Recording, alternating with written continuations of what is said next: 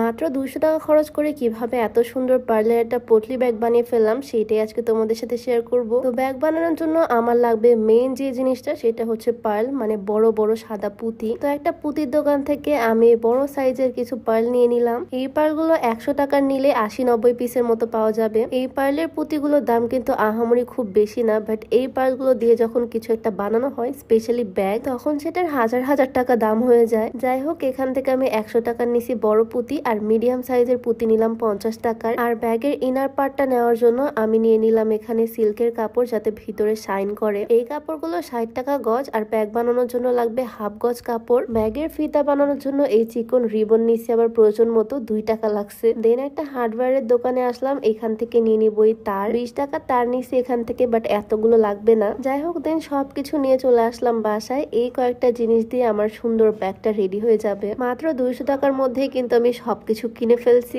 বড় পার্লগুলো আমি ঢেলে নিলাম, দেন ছোট পার্ল, আর এখন আমি এই তারটা মাপ মতো করে কেটে নিচ্ছি। আমার বানানোর প্রসেসটা ভালো করে লক্ষ্য করলে তোমরাও বাসায় বানিয়ে ফেলতে পারবা একদমই কম খরচে এই পার্লের ব্যাগ, যেটা সব রকম আউটফিটের সাথেই মানায়। একটা করে বড় পার্ল আর একটা করে ছোট পার্ল দিয়ে আমি গোল একটা শেপ বানিয়ে ফেললাম। তোমরা ব্যাগ কত বড় বানাবা সেটার উপরে এই গোল শেপটা নির্ভর করবে। দেন আমি একই সমান করে 7-8টার মতো তার কেটে নিচ্ছি, আর এই তারগুলো জয়েন করে দিচ্ছি আমি মেইন সার্কেলটার সাথে। ক্লাসের সাহায্যে সুন্দর মতো জয়েন করার পর আবারও সেম ভাবে আমি একটা ছোট পার্ল আর একটা বড় পার্ল দিয়ে দিলাম, আর উপরের সাইডটা একটু পেঁচিয়ে একটা লুপের মতো ক্রিয়েট করে নিচ্ছি। আবারও আমি তার কেটে নিয়ে এই লুপের মধ্যে দিয়ে দিচ্ছি একটা ছোট পার্ল, একটা বড় পার্ল আর একটা ছোট পার্ল। এভাবে করে এক একটা লুপের মধ্যে দিয়ে আমি সুন্দর এই শেপটা বানিয়ে ফেললাম। আর তোমরা যারা লম্বা হতে চাও, তোমরা চাইলে হাইড্রোথ প্লাস সাপ্লিমেন্টটা ট্রাই করতে পারো। এটা বাংলাদেশের বিএসটিআই কর্তৃক অনুমোদিত হয়। এটাতে কোনো রকমের সাইড ইফেক্ট নাই, আর এখানে যে উপাদানগুলো ব্যবহার করা হয়েছে প্রত্যেকটাই প্রাকৃতিক উপাদান। এই সাপ্লিমেন্টটা বানানো খুবই সহজ। 1 গ্লাস দুধের মধ্যে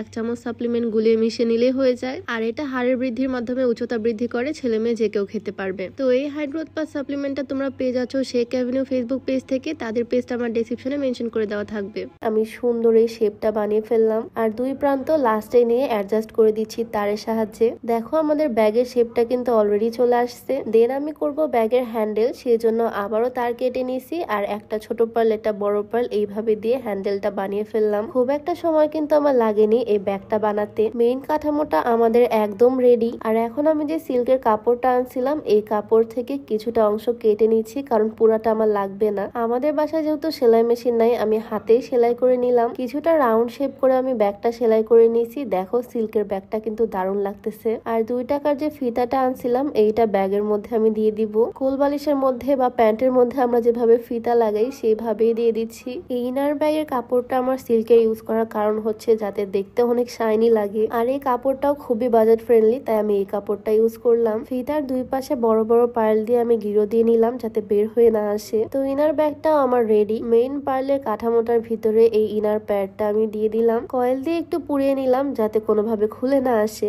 আর এই তো আমার সুন্দর পটলি ব্যাগ রেডি। মাত্র 200 টাকা খরচ করে এই ব্যাগটা আমি বানিয়ে ফেলছি। বানানোর সময় তারের কারণে একটু আঁকা বাঁকা হতে পারে, হাত দিয়ে পরে ঠিক করে নিলেই হয়ে যাবে, সুন্দর একটা শেপ চলে আসবে। এই ব্যাগটা তোমাদের কাছে কেমন লাগলো অবশ্যই জানিও। গর্জিয়াস কোনো আউটফিটের সাথে এই ব্যাগটা কিন্তু খুব সুন্দর যাবে। আর এই ব্যাগটা যে মাত্র 200 টাকা খরচ করে বানানো হয়েছে সেটা কিন্তু বোঝাই যাচ্ছে না। তো ভিডিওটা তোমাদের কাছে কেমন লাগলো অবশ্যই কমেন্টে জানিও। তো সবাই ভালো থাকো, দেখা হচ্ছে নেক্সট ভিডিওতে। আল্লাহ হাফিজ।